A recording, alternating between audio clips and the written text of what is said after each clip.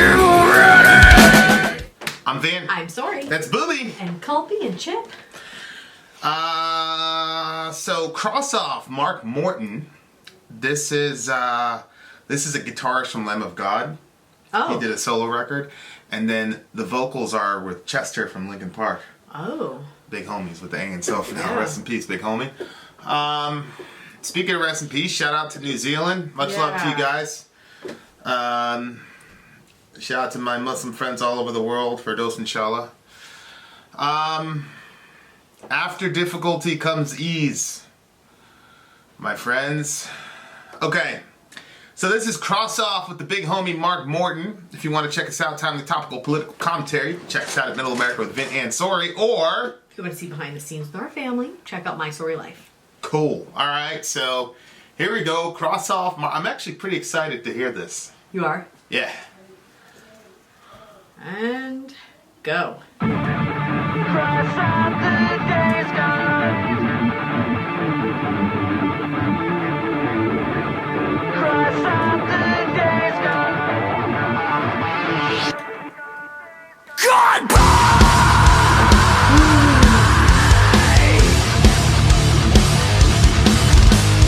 Wasting away. A self-inflicted slow decay. What should have been, what never was, became the end for both of us. Heavy is the hand that points the finger. Heavy is the heart that's filled with anger. So lay them all to waste. Years you decided to erase and cross off the days. So black out and hide behind the lines. Keep staring down the sun and hope the light will finally find your eyes and see it. Cross off the days gone by. Cross off the days gone by. Cross off the days gone by.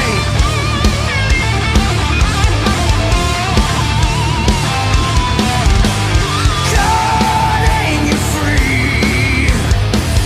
The phantom then was part of me.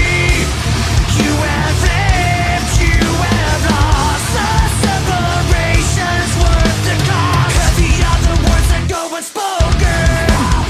Heavy are the promises not broken. Will you learn to love the taste of the destruction in your wake? Cross off the days. So black out and hide behind the lines. Keep staring down the sun and hope the light will finally find your eyes and see it. Cross off the days gone by. Cross off the days gone by. Cross off the days gone.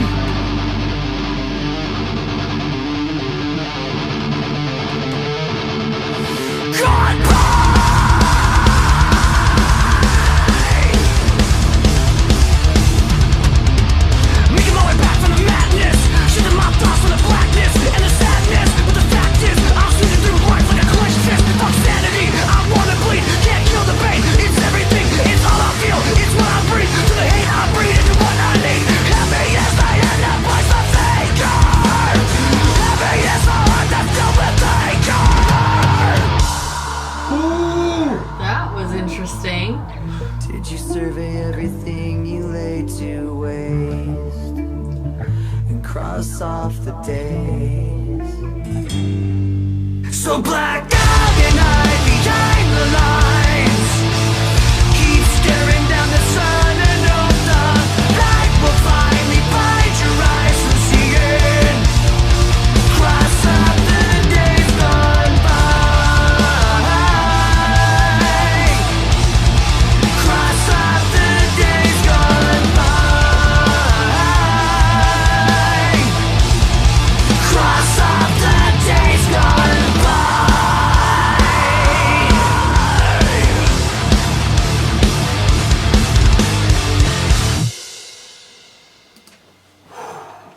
Wow. That was completely new. I've never seen them like a band do that before. What? Well, it was like heavier, metally. I don't know that I would consider it black, but it was, you know what I mean? It had like that kind of like, when it first started out, it was kind of like darkish. And then it turned into like rap, but it wasn't like rap because it still had that metal sound to it. Yeah. And it still had the of the metal, but it had the cadence, is that what you say, of the rap? Yeah, every time I see, because this is not, so he's a guitarist from Lamb of God, but this is his own solo project. Yeah. So every time I see that, I'm like, well, I mean, what's the difference between that and your regular band? But this, He's definitely different, yeah. Vocally, the lead singer from Lamb of God isn't this type of vocalist. Mm-hmm. I don't know if he can or can't. Well, nobody can sing like Chester. I mean, Chester, you know how I say in new metal, the guitar is, you feel like you could do it yourself, and then vocally you feel it. Well, Chester was the exception. Like you hear Chester, like when he wants to sing, like you knew, okay, this dude is like legit talented, like he's a legit. I see. So, as far as new metal goes, I'd say Corey Taylor is pretty much the only one on like that level where like the guy is a legitimate vocalist. No disrespect to anybody else, but so I don't know if the dude from Lamb of God can sing like Chester, but it makes a lot of sense that you know, if you had this type of vision for the song, that you would have to branch out and do it outside of the band, because this type of song is not a Lamb of God song. It's just, I mean, the riff, I mean, it's him. You know, you can't really. This dude right here is a genius as far as licks go and riffs go. This guy. Yeah. Like he comes up with some pretty, and you can tell when it's him. Like you can tell when it's him, right? Well, yeah. But if you listen to enough Lamb of God, you'd be like, oh, okay, that's a Morton. So, so it was definitely like a Lamb of God riff for sure. But his vision for the song definitely wouldn't have fit with the band. You know, like And I can see as an artist that it's you must have to like branch out, because I think that, you know, if it's a band, you're doing what the majority wants, or whoever's the lead person or whatever, and you can't really branch out completely in what all of your artistic thoughts are. And so to have a side project where you can do that and have that level of expression, I think is important for a lot of artists, which is why they do it. Like Lindsay's doing her thing, Zen is doing his thing, you know, like they're kind of branching out. They're staying with their groove, but they're like, but we're also want to express our own art. Well, that's the thing is that, you know, again, if he would have brought this riff to the band in Lamb of God, I'm sure they'd be like, yo, let's go, let's jump on this right now. Yeah, they probably wouldn't have wanted that rappy. Right. The vision that he had for the song, it would have come out as something else, because when you're in a band, you have to make certain compromises. You have to say, okay. Yep. You know, I was listening to an interview with him where he, Walk With Me in Hell was the second song that we did, and it's really kind of like a love song type of thing. But I remember you saying the introductory riff is crazy, and he was saying that he was having a hard time selling it to the band. Oh, really? And that's like one of their classic. Oh, wow. Why? Well, it was just so different. Like he's a different kind of cat. This guy. So, you know, it's a very, very, like, this song was one of the few times where I said, okay, this justifies a side project. A lot of times. That's really interesting. A lot of times when guys do side projects, it just seems to be like you just want your name out there or something like that. It doesn't really seem to me like, a lot of times I'm like, well, that could have been in your regular band, you know? Like, whereas this song, I'm like, it couldn't have done it. And it's really interesting, like, I think he does some of the lyric duty too. Oh, really? Yeah, which is very interesting, because I actually think he wrote some of the lyrics to Walk With Me in Hell. I'm not sure. So, you know, he probably wrote the rap part. Who knows? Or maybe Chester did. I don't know. I think it's about... Cross off the days gone by. I think it's about settling your issues before time catches up on you. like if you have certain issues, because in the thing it says, heavy is the hand that points the finger, heavy is the heart that's filled with anger. So lay them all to waste, years you decided to erase and cross off the days. So it's like if you don't get rid of your anger and all that stuff in time, you're going to end up, you know, you're going to wake up and be 50, 60 years old, 40, 50, 60 years old, still blaming people, still angry at people. And I think that if that's what the song's about, that's a lot of wisdom, but it looks like that's what he's saying. Heavy is a hand that points a finger, heavy is a heart that's filled with anger. Lay them all to waste, years you decided to erase. So you decided to basically erase these years being angry and being a vengeful, blaming person. And so the days are just crossed off and you're going to wake up and realize that you've wasted all this time being angry. I think that happens to a lot of people. When you're in the midst of it, it's one thing, but then when your life is coming to a close and you realize, oh my gosh, I wasted so much time. I would think. Yeah, there's a lot of I think that's why, and I probably overcorrected, but I don't spend a lot of time being angry at people. I only spend time being angry, really angry at like people close to me, but people that are not close to me, that when it comes to that kind of point, I'm just like, all right, well, that's that. Yeah. And it's over, because I feel like I don't want to waste time, because time is fleeting. Whereas if people in my inner circle, I'll be angry at them, but then I'm also big on talking stuff out so that, you know, you can get past it. But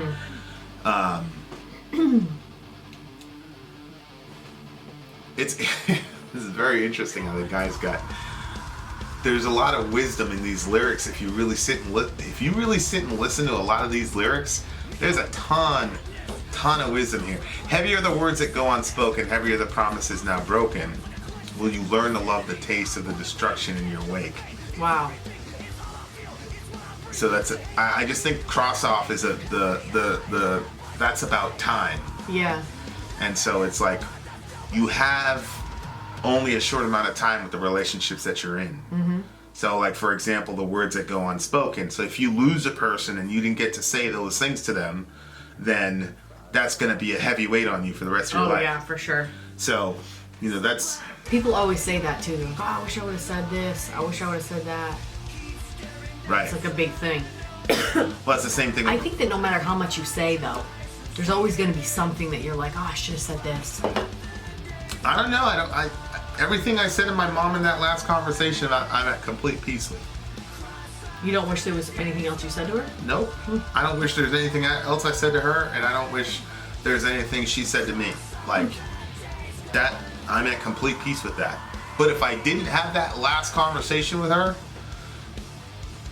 yeah, and of course my other brothers didn't have that last conversation with her, so, well, they didn't know it was the last conversation. I knew that was pretty much the last time I was going to talk to her. Yeah, you said that. Yeah, so I kind of knew. Well, I knew. So, again, it's those words of wisdom like, hey, cutting you free, the phantom limb was part of me. You have lived, you have lost, the separation's worth the cost. Whew. That's an interesting verse to put between those other two. I don't understand. Cutting you free?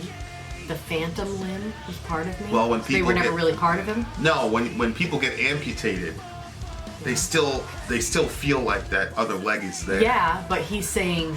That's a phantom limb. Yeah, but he's saying cutting you free. Yeah, so I think what he's saying is... They were never really a part of him? No, I think he's saying he's done with the person, but it's kind of like they're still there. Like a phantom limb, like you're amputated. Oh. The leg is really gone. It's cut off of you, but you still feel it there. Mm-hmm. So that's what he's saying is that, you know, you live, you have lost, the separation's worth the cost.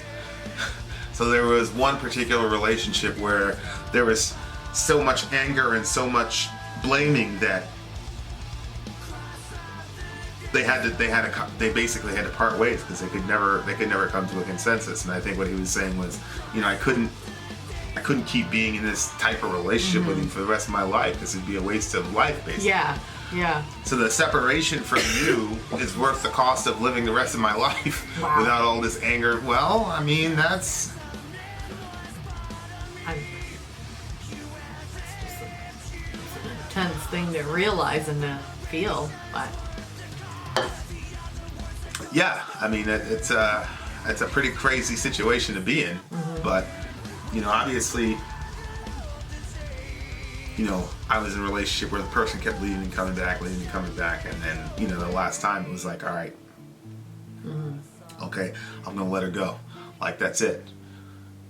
That's it. Because, relationships are tough because it takes two, and sometimes the relationship goes through seasons where one person is carrying the relationship. And I don't think that that's necessarily bad, especially if it's the man doing it, because that's how I feel. I feel like the dude should be carrying the majority of the weight of the relationship. But if the other person has no interest in changing, right, and the other person is just completely angry and unhappy all the time, at some level you got to be like, well, yeah, hopefully you can see that pattern before you make a commitment to marry a person, because obviously from a Christian perspective, divorce is not an option in that particular situation. But it can make life very difficult. Well, yeah, I mean, I lived through it for a decade and a half. But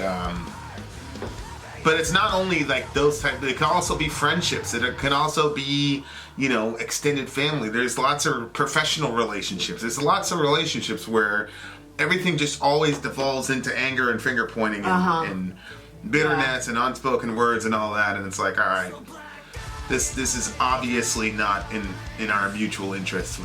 We're done. And a lot of it, I obviously agree with that philosophy. The only thing I ever really question in myself is like, do I make those decisions too quickly?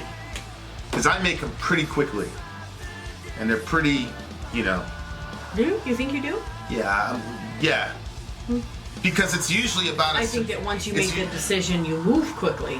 Right. But I don't know that you come to that decision quickly. But I don't know. Well, a lot of it has to do with like a certain principle. It's like I have these principles, and if the principle gets crossed, and that's it. There's no like, hey, this bothered me, yada yada yada. Trust is one, and trust is a big one.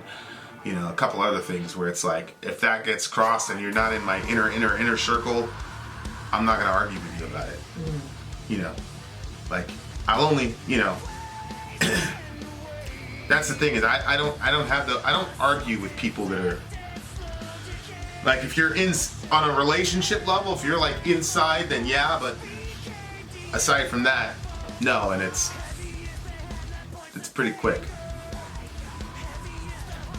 I think I'm kind of like, if you're in the inner circle, you can get away with a lot of stuff. Huh? If you're in my inner circle, you can get away with a lot of stuff. Right. Not that that's healthy, but that's what I do.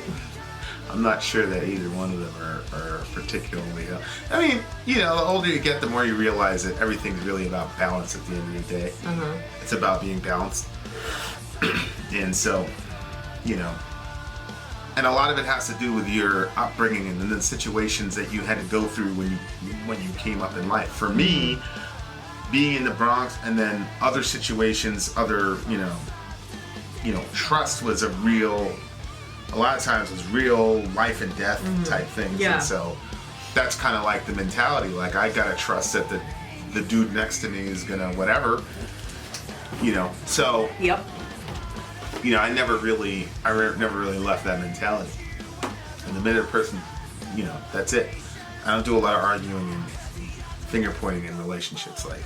And I was like raised where like your family is. That's it. Like they're in your inner circle whether you like it or not. Right. They're family. Right, and that it doesn't work like that with me at all. No. Like, everybody's a free agent, so you could be a complete stranger, but a stranger could be in my inner circle and have a lot more access to me than people in my family would. Right. You know, so it don't, you know, that doesn't affect anything. Mm-hmm. So, well, it's funny because, yeah. What do you give the song? Oh, 9? I liked it.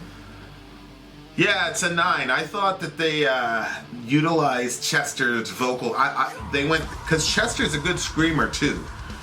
He doesn't do like a death metal Cookie Monster scream, but he's a good screamer. Mm-hmm. But he's also a good singer, like high pitch, and he can go minor, low. Yeah.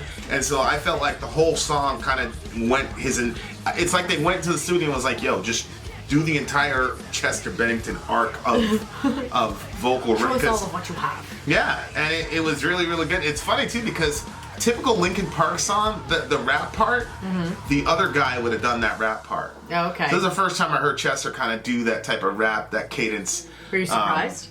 I was extremely surprised. Were you impressed? That was the highlight of the song for me. Yeah.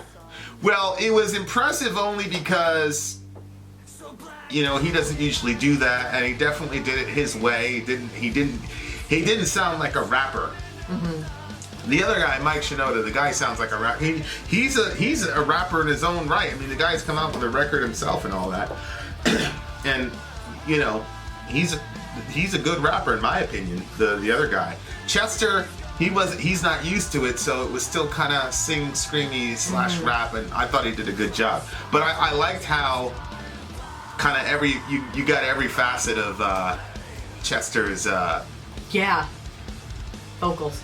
It's crazy. It would have been crazy. Maybe these guys would have been on tour together. Who knows? A Linkin Park, Lamb of God, those fan bases are so incredibly different that the Linkin Park fans, I don't think, would have had a problem with it, but the LOG fans are you know, it's that whole, you know, elitism thing. Yeah. But they would have made it work. It would have been I'll tell you, it would have been a ridiculously huge tour. Linkin Park and Lamb of God, and then, you know, Chester and Mark come out and do a little show at the beginning. Yeah. You know? That would have been monstrous, but you know, unfortunately, the big homie, he left us before that could happen. So anyway, shout out to the big homie. Vin out. Sori out. Gone.